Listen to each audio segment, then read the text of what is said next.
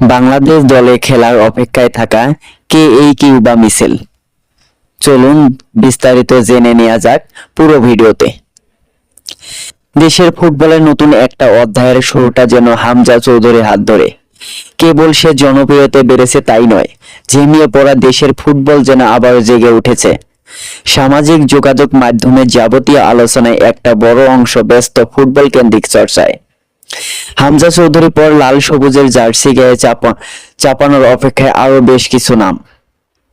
Canada জাতীয় দলের হয়ে খেলা বাংলাদেশি বংশোদ্ভূত সামিত সোমকে নিয়ে কয়েকদিন ধরেই চর্চা চলছে। সবকিছু ঠিকঠাক থাকলে শীঘ্রই বাংলাদেশের হয়ে দেখা যাবে এই ফুটবলারকে। গতকাল হাতে পেয়েছেন জন্ম নিবন্ধন সনদ, এবার পাসপোর্ট পাওয়ার অপেক্ষায় তিনি। এরই মাঝে জানা গেল আরেক সুখবর, হামজা চৌধুরীর মতোই ইংল্যান্ডে থেকে এসেছে বাংলাদেশের জার্সি গায়ে জড়াতে চান সান্ডারল্যান্ডের তরুণ মিডফিল্ডার কিউবা মিচেল।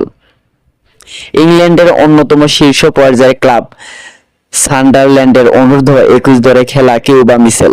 তার বাবা জ্যামাইকাও হলেও মা বাংলাদেশি, সেই সূত্রে তার বাংলাদেশের হয়ে খেলার সুযোগ রয়েছে। বর্তমানে খেলেছেন প্রিমিয়ার লিগ 2-এ। এই লিগ মূলত বয়স ভিত্তিক দলগুলোর মাধ্যমে গড়া।